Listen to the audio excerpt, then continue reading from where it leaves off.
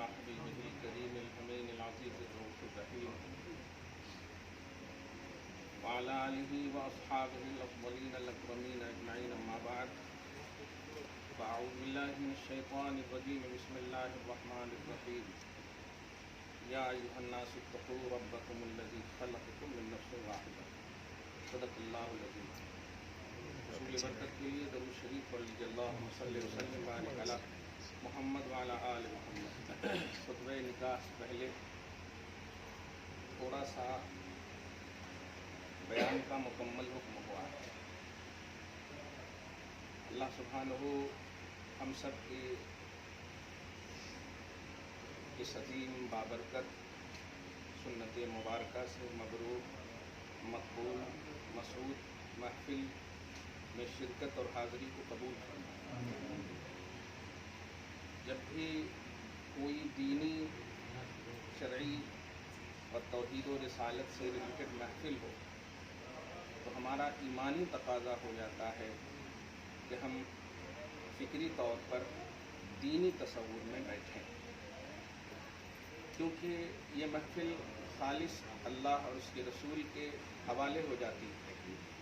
دنیاوی محفلیں اگر ہم منعقد کریں اس میں کچھ چوک ہو جائے تو یقیناً ہمارا یہ جملہ کافی ہوگا کہ اللہ معاف کرنے والا ہے، لیکن محفل کی نسبت اگر دین سے ہو، شریعت سے ہو، سنت سے ہو تو اس محفل میں ہم سب کی رسپانسبلٹی توحیدی اور ایمانی ذمہ داری ہو جاتی ہے۔ یہ محفل بھی اللہ پاک کی خصوصاً سید الانبیاء محمد رسول اللہ صلی اللہ علیہ وسلم کی سنت مبارکہ سے منسوب ہے۔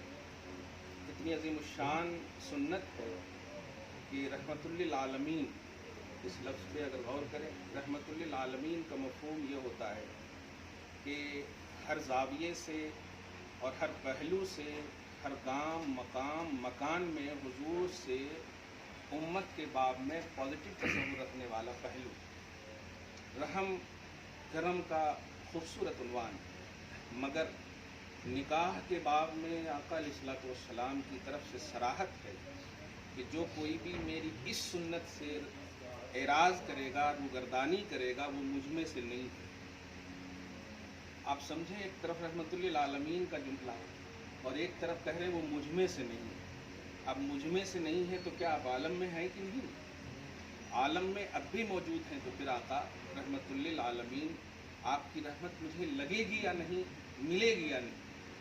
مگر نہیں، شارحین حدیث نے اس بات کی صراحت کی ہے کہ یہاں نبی کی ناراضگی مراد ہے۔ اس کا صاف مطلب یہ ہوا کہ نکاح کی سنت سے خاص طور سے جو منسوب ہو رہے ہیں ان کی ذمہ داری اور شرکا کی، دونوں کی ذمہ داری اس وعید شدید کے حوالے سے بڑی اہم اور بڑی فکر انگیز ہو جاتی ہے کہ نبی فرماتے ہیں مجھ میں سے نہیں ہے۔ گویا کافی توجہ طلب مسئلہ ہے، کافی رغبت کا مسئلہ، بلکہ حدیث کے الفاظ ہی ہیں فمن رغب عن سنتی، رغبہ رغبت ہی سے ہے، اور عن جب آتا ہے تو وہاں بے رغبتی مراد ہوتی ہے، اور الا جب آتا ہے تو رغبت یعنی اٹریکشن مراد ہوتا ہے۔ جیسے فَإِذَا فَرَغْتَ فَانْصَبْ وَإِلَىٰ رَبِّكَ فَارْغَب، اللہ یعنی اپنے رب کی طرف رغبت کرو۔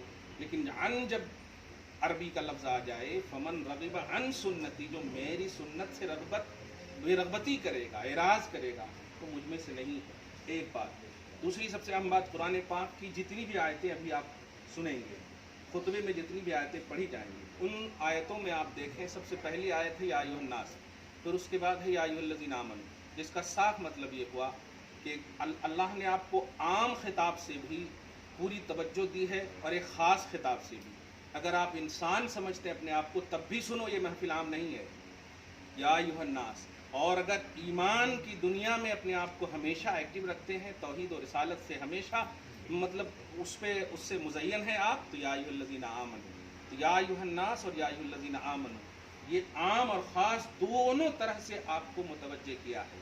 یہ خطبے کی آیات پر صرف ترجمہ کے پر اگر دھیان دے دیں گے نا تو ہماری محفلیں جو ایک صحافت اور سیاست کا روپ لے لی ہے، لکھنے والے بہت لکھتے ہیں، یہ کیا جائے، وہ کیا جائے، یہ کم کیا جائے، وہ فضول ہے، یہ اسراف ہے، لیکن جب خود کی باری آتی ہے تو وہ نہیں عمل کر پاتے ہیں۔ اس کی وجہ کیا ہے کہ وہ احساس جو آیات ربانی کا ہونا چاہیے، ایک مرتبہ خود ہم کلام پاک جتنی بھی آیتیں پڑھی جاتی ہے خطبہ نکاح میں، صرف اس کا ترجمہ ہم سن لیں تو یقین جانیے محظوظ ہو کر سنیں گے تو ہم بولنے کی ضرورت نہیں پڑے گی۔ دیکھیے قوم میں اصلاح کب ہوتی ہے؟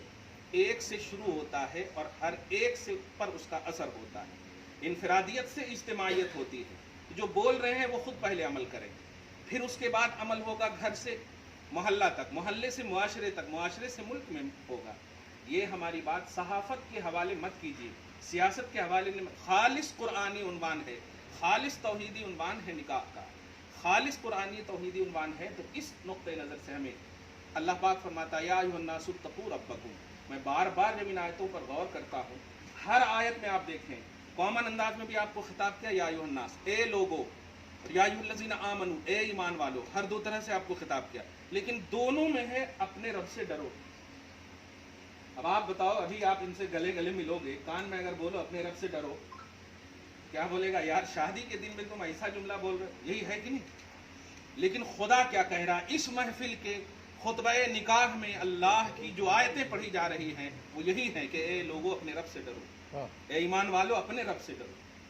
جتنی بھی آیتیں، یا ایھا الناس اتقوا ربکم، اے لوگو اپنے رب سے ڈرو، یا ایھا الذین آمنوا اتقوا اللہ، اے ایمان والو اپنے رب سے ڈرو، پھر یا ایھا الذین آمنوا اتقوا اللہ، اے ایمان والو اپنے رب سے ڈرو۔ آپ غور کر رہے ہیں ان باتوں؟ یہ ہے محفل نکاح، اس لیے بے توجہی نہ کیجیے گا۔ ایک بات یاد رکھیے گا، آپ کعبہ جاتے ہیں، مکہ مدینہ جاتے ہیں، خدا کرے جو نہیں گئے ہیں ضرور جائیں ایک بار، اور جو گئے ہیں وہ بار بار جائیں۔ جاتے ہیں آپ، ایک بات تو ہمیشہ سنے ہیں کہ 1 لاکھ کا ثواب ملے گا، لیکن کیا آپ نے یہ بھی سنا کہ ایک گناہ کرے تو 1 لاکھ کا عذاب ہوگا؟ 1 لاکھ کا عذاب بھی ہوتا ہے اگر ایک گناہ کریں گے۔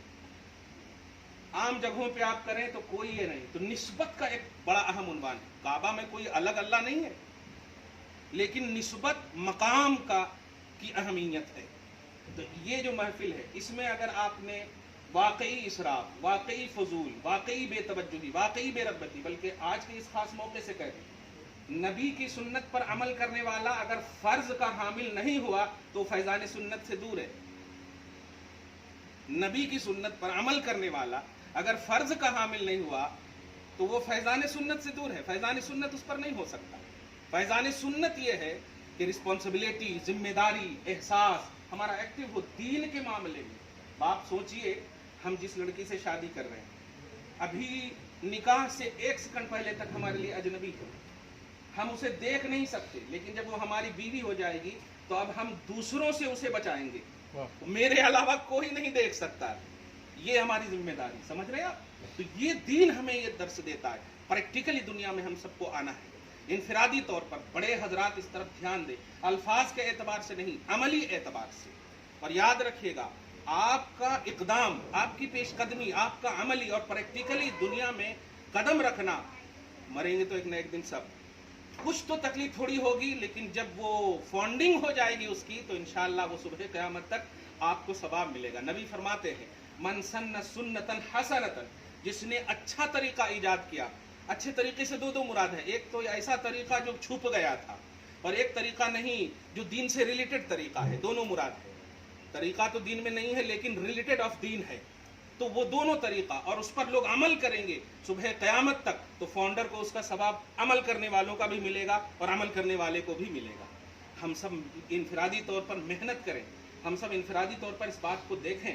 آپ ابھی ملیں گے تو سب سے پہلا جملہ ہو بارک اللہ، آگے اگر نہیں بھی ہو تو اللہ برکت دے، اللہ آپ دونوں کو سلامت رکھے، اللہ آپ دونوں پر محبت رکھے۔ ہم یہی رسپانسبل ہے۔ اب آپ سوچیں نا، آپ ایک لفظ صرف بولتے ہیں لیکن دعا کرنے کے وقت دیکھیں آدم و حوا تک سے لے کر کے علی اور فاطمہ تک کے جملے ہم بتائیے، اتنی اہمیت اس نکاح کی ہے کہ سارے نیک بندوں کے وسیلے سے ان کو اچھا رکھنے کی ہم تمنا کر رہے ہیں۔ سارے نیک لوگ، سارے اچھے رشتے، سارے اچھے رشتوں کے وسیلے سے ان کے حوالے سے ہم لوگ اس طرح ہیں۔ اس لیے کوئی ایسی حرکت نہ ہو، خصوصاً آج کی تاریخ میں، آج کی رات میں نماز کی بڑی پابندی ہونی چاہیے، سنت کی بڑی پابندی، کوئی ایسی حرکت نہ ہو، دھیان رکھے گا کہ جہاں اگر 1 لاکھ کا ثواب کا عنوان ہے تو کہیں 1 لاکھ کا عذاب کا بھی عنوان نہ ہو۔ عام دنوں میں اگر غلطی کریں گے کوئی حرج نہیں ہے، لیکن آپ ذمہ دار اور علم کے بعد، جانکاری کے بعد غلطی کریں گے تو پھر ہو گیا۔ آپ صرف اللہ کو غفار رحمان کا عنوان لے کر کے نہ استعمال کریں، بلکہ اللہ قہار بھی ہے، جبار بھی ہے، گرفت بھی فرمانے والا۔ اور یاد رکھیے گا، گناہگاروں کو بھی عذاب ہوتا ہے، کافروں کو تو دائمی عذاب ہے، لیکن گناہگاروں کو بھی عذاب ہوتا ہے۔ اور ہمارے پاس ایک عذاب کا عنوان آپ دیکھیں، ایک عذاب، ایک لمحے کا عذاب ایسا ہے کہ آپ اس کو یوں سمجھیے کہ ذرہ برابر بھی دنیا میں اگر ڈال دے تو پوری دنیا رات ہو جائے۔ ہم نہیں برداشت کر سکتے عذاب الہی کو۔ اس لیے فیضان سنت کے آئینے میں قرآنی آیات کے مطالعہ کے اعتبار سے ہم اپنے بچوں کو بھی ان باتوں کو سکھائیں کہ وہ شادی کے نکاح میں، شادی کی محفل میں، نکاح کی محفل میں تمہارے لیے جو قرآنی آیتیں، اور وہ بھی اپنے من سے نہیں مولوی صاحب پڑھے ہیں، وہ خطبہ وراثتی خطبہ، موروثی خطبہ ہے۔ اس لیے لازم ہے کہ ہم سب قرآنی آیتوں کا مطالعہ کریں، اور ایسی محفل میں جب بھی شریک ہوں تو دینیات کا عنوان لے کر کے۔ اللہ تعالیٰ اس محفل کو قبول فرمائے۔ اب خطبہ نکاح انشاءاللہ۔ امین العزیز الرؤوف الرحیم، نحمده ونستعینه ونستغفره ونؤمن به ونتوکل علیہ، ونعوذ باللہ من شرور انفسنا ومن سیئات اعمالنا، من يهده الله فلا مضل له ومن يضلله فلا هادي له، ونشهد ان لا اله الا الله ونشهد وحده لا شريك له، ونشهد ان سيدنا ومولانا محمدا عبده ورسوله صلى الله تعالى عليه وسلم، اما بعد فاعوذ بالله من الشيطان الرجيم، بسم الله الرحمن الرحيم، يا أيها الناس اتقوا ربكم الذي خلقكم من نفس واحدة وخلق منها زوجها وبث منهما رجالا كثيرا ونساء، واتقوا الله الذي تساءلون به والأرحام إن الله كان عليكم رقيبا، وقال الله تعالى في مقام آخر، يا أيها الذين آمنوا اتقوا الله حق تقاته ولا تموتن إلا وأنتم مسلمون، وقال أيضا في مقام آخر، يا أيها الذين آمنوا اتقوا الله وقولوا قولا سديدا يصلح لكم أعمالكم ويغفر لكم ذنوبكم، ومن يطع الله ورسوله فقد فاز فوزا عظيما، صدق الله العظيم۔ قال نبينا الأعظم صلى الله تعالى عليه وسلم، تزوج الولود الودود فإني مكاثر بكم الأمم، صدق رسول الله صلى الله عليه وسلم۔ وقال نبينا صلى الله عليه وسلم في مقام آخر، النكاح من سنتي فمن رغب عن سنتي فليس مني، صدق رسول اللہ صلی اللہ تعالی علیہ وسلم۔